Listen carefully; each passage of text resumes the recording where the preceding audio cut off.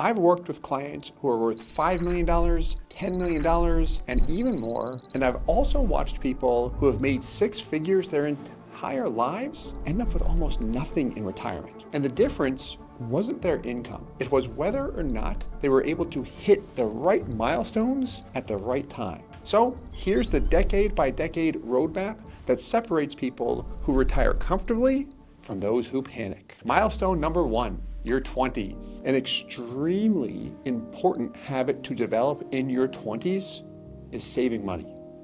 Saving money is not easy for most people. And if you don't work on developing that habit in your 20s, it's not going to get easier in the future. And as we get older, life tends to throw more challenges at us. And a lot of times those challenges cost money, which can make it harder to save. Some people say, instead of paying your credit card debt, you should take that money and invest it where you can get a higher return than what you're paying on the debt. They make it sound like you can beat the system. And this can be true in some scenarios. We're talking about when you're in your 20s here. But you probably don't realize that you're not as knowledgeable in your 20s compared to where you are today, if you're in your 30s or 40s. Here's what I would do if you're in your 20s. First, I would focus on paying off any debts you have, specifically high interest debts like credit cards. And then second, once that debt is paid, I would start saving money. Let's say you are 25 years old and you're going to save $200 per month. Let's look 40 years down the road when you are 65 years old. So first, if you just do this, $200 per month for 40 years, how much money will you have saved? Well, it comes out to $96,000. And that's if you just put it under your mattress. Okay. And that's just $200 per month consistently. You never add more. Now, what if you can add a rate of return to this?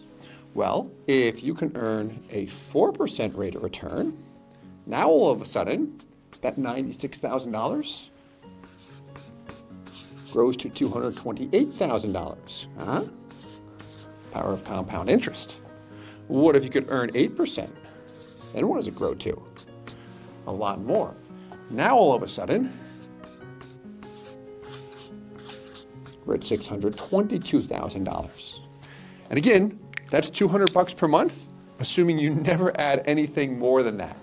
The likelihood is you're going to continue to earn more money and probably save more money. I would simply focus on one thing, and that is getting into the habit of consistently saving money. Milestone number 2, your 30s. This is when life starts throwing expensive curveballs at you, and you either have the buffer to handle them or spiral back into debt. When I think about most millionaire clients I've worked with over the years, they don't have very much debt, with the exception of maybe their mortgage when they're in their 30s. They're often saving money across multiple accounts, which includes their 401k, stocks and other investments, cash value life insurance, and then they often have a healthy amount of money sitting in the bank. What they're doing is aggressively saving money, and they can do that because they don't have debt slowing them down. Before I begin to invest elsewhere, what I personally like to do is build a savings buffer of at least 6 months of income. And the reason why is because life will hit you, and sometimes it's going to hit you hard. When you're in your 20s, you probably don't have very many health issues. In your 30s, health issues start to pop up here and there. Your parents are older, they get sick, that might cost you money. Something happened at the house that costs 5 or 10 grand. If you have money in the bank to help survive these expenses without going backwards, you're good. And if you have 6 months of income sitting in the bank, if you were to lose your job, well, now you've literally bought time to go out and look for another job, and you can survive with a lot less stress. If you can, take somewhere between 5 and 20% of your income and split it among different saving assets. For example, I might make $100,000 per year, and I have the ability to put away 15% per year into different accounts. Maybe $5,000 per year I put into my 401k. Maybe I put another $5,000 into the market. Personally, I don't like picking stocks. I'd probably just put it into a big company I've seen do nothing other than grow, like Tesla, Apple, Amazon, one of the big guys. Or if I don't like that, I just put it into the S&P 500. It's worked throughout history. And then maybe I put the other $5,000 into cash value life insurance. There my money will grow safely, it's easy to access, and if I follow IRS rules, I can access it anytime on a tax-free basis. Let's talk a little bit about savings though. So let's say you are now 35 years old. You're a bit older and you're looking at where to put your money. Okay, so we use the example of what? $15,000 per year. If you were to save $15K per year for the next 30 years, how much would that be? Over 30 years, that would come out to $450,000. And that's if you earn 0%. Now, if you earn 5%, all of a sudden, that compounds to $1 million. Sweet. What if you said, hey, I can't save $15,000. I can save 5K per year. Well, over the next 30 years, you would have saved $150,000. That's just the money you put in. And if you could earn that same 5% average, well, then the growth would come out to about $330,000. See what the compounding does? And let's say you are rolling, baby, and you could save $30,000 per year. Well, over 30 years, that comes out to $900,000 that you saved. That's if you just put it under your mattress. And if you could earn 5%, that would come out to about $2 million.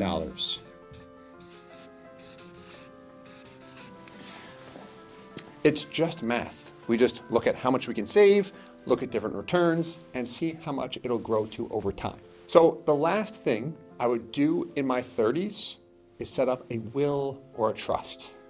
This is often delayed by people, and sometimes it's never done, but I will say the sooner it's done, the better. It will give you a ton of peace of mind, and if anything does happen to you, your family and loved ones will be taken care of. Milestone number 3, your 40s. This is when I see successful clients stop relying on one income source and start building assets that pay them. So a lot of clients I work with who are in their 40s are well diversified, but they're also focused on creating additional income, most often through real estate. So if you have additional income streams coming from rental properties, firstly, that allows you to save a lot more money. But on top of the additional income, real estate also gives you some really nice tax advantages over time, and the property is likely going to appreciate as the years pass. However, I would look out for the mistake that a lot of people fall into, which is thinking that real estate is easy. It's not. I know clients who have done very well with real estate, but I also know clients who have not done that well, or they have and have just expressed, I am done dealing with these headaches all the time. So what I would do if I'm getting involved in real estate is either start small so I can take on less risk, or find a mentor who can help me learn the real estate game. Now, if you're not into that, you can usually find some decent real estate syndication deals or just invest in a REIT. Another thing I see clients do in their 40s is take extra income that they're earning, and if they still have a mortgage, they'll throw it at their mortgage balance. And the reason why is because once that mortgage is finally paid, you're going to have a lot more cash flow. And you'll probably have less stress too. So if I'm in my 40s, I'm probably looking at the following. First, I want to take any excess income I have and A, throw it at my mortgage, B, invest in real estate, or C, save it somewhere that is liquid. And the reason why I like it liquid is because if an opportunity pops up, I've got the cash to invest in that real estate. Milestone number 4, your 50s. When you realize having all of your money in a 401k means that the IRS is your biggest retirement partner. So if you're not diversified in your 50s, I would make that your priority. Most professionals I talk to who are in their 50s often have a lot of money sitting in their 401k. They're not thinking about taxes when they're saving, and when they eventually pull that money, they're gonna have to pay income tax on all of it. I remember meeting with a client years ago who was 55 years old when we met. He had done very well and had a net worth of about $5 million. His home was valued at $1 million. He had about $1.7 million sitting in the bank, $1.8 million in the stock market, and then $1.2 million in retirement accounts, and about 70 grand in tax-free accounts, specifically Roth accounts. He knew that he had to diversify. He did two things. He started a mega backdoor Roth 401k at his company. That allowed him to really start saving money in a Roth account, which he can use tax-free in retirement. And then second, he moved about $1 million that he had sitting in the bank into a whole life insurance policy that was set up for as much cash value as possible. It grew faster than what his money in the bank was growing by every year. If you've saved money for retirement and you feel good about where you're at, great work. Next, I would focus on diversifying and see how you can optimize your spending when you eventually retire. What it means when I say optimize your diversification is if I have all of my retirement in a 401k and I pull $100,000 from my 401k in retirement, am I gonna get to spend that 100K? No. 30 grand might go to the IRS, which means I'm left with $70,000 because I have to pay income tax on all distributions from a 401k. What I specifically want to look at is how much income my assets can produce when I retire. Finally, milestone number 5, your 60s. This is when it's no longer about growing your money fast, but it's about making sure you never run out. Remember that client we just talked about who was 55 years old and worth about $5 million? I met with him a couple months ago, and his net worth has increased to about $7 million. We talked about retirement, and he mentioned that when he retires, him and his wife will be very comfortable if their income is $150,000 per year. He's 60 years old now, and we plan for retirement at 60. You're 60 years old, and you're getting ready to retire at 65. So him and his wife will have Social Security of about $55,000 per year when we look at the most recent benefits. So that's going to help him get there. He also has a pension from his company, and that's going to pay him about $65,000 per year. All right. So if you add those two together, what's he at? $120,000 per year. Do you remember what his target was? 150. So he's getting pretty close just based on those two sources alone. So he had met with financial advisors that looked at his portfolio, and he said they told him everything he was doing wrong. He's like, I've done a good job saving money. Like, this has been my thing. He didn't like the strategy the advisors proposed. So what we did is really just proposed a very, very simple approach. I said, all right, you've got a lot of assets over here. What if we do this? We look at an annuity when you're 60, and we're going to move $550,000 here. Okay. And what that annuity will do for him is if he flips the income switch on at age 65, it's guaranteeing him $60,000 per year of income without even having to think about it. Then he said, well, what if I work to 70? Still have a lot of fuel in the tank. I really like what I do. If I decide not to take income at 60 and just let that annuity ride for a bit, firstly, can I do that? The answer is yes. What am I guaranteed? That's what he wanted to know. The answer is $90,000 per year. So what this means is if he retires at age 65, he had 120 from Social Security and his pension, plus the 60 over here, that puts him at what?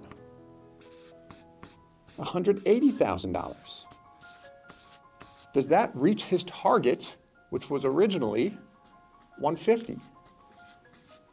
Yes, plus another 30K, which I really like because I think 5 years from now, 180 might feel like 150 with inflation and everything going on.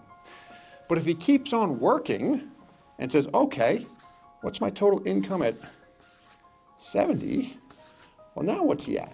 It's about $210,000 of total income. And annuities are pretty cut and dry. I give a company a pile of cash, and in exchange, they say, thank you, here's what I'm going to pay you forever. And the whole time, as he's receiving that income, he can continue to grow his net worth so he can then leave a legacy to his family. Here's what I would do to get ready for retirement. First, figure out exactly what you're spending right now. And then second, try to figure out exactly what you want to spend when you retire. Now, if you're like, well, I don't know, the same amount I spend right now, perfectly fine to start with that, but I would increase it probably by 10 or 20%. And the reason why is because you're probably going to get bored when you're not working. And most people, when they're bored, tend to spend more money. At least I know that's the case for me. And then number 3, I would ask yourself the question, do I want to pass money on to the next generation? What I like to do is see how much money you'll have in Social Security, how much money you'll have from pensions, from rental income, and what we'll look at is what is your fixed income that we know we can count on? If it doesn't hit your target number, well then what I like to do is see how can we use other assets that you have to supplement your income and help you hit that target. And if you want to take the approach that John did, that's the client's name, you can look at insurance products to help. He had his money well diversified, but the insurance is helping him a lot. One, he's looking at an annuity. That's an insurance product. His income is guaranteed to last forever. And then second, he also has a very large whole life insurance policy. He's got the guaranteed cash value interest rate. As he looks at the guaranteed cash value, it goes nowhere but up, but it's really been outperforming the guarantees based on the dividends. It's with one of the major mutual companies, being Guardian. And then also, from a legacy standpoint, he has a huge death benefit. So when he passes, that death benefit on the life insurance policy is paid 100% income tax-free to his beneficiaries. It just takes a little bit of time and effort to map this roadmap out. If you don't want to do it, that's where we can do it for you. Now you know the 5 money milestones to hit by every decade. But if you want to know the best way to reach every milestone according to your income, watch this next video here where I break down the best financial strategies by income.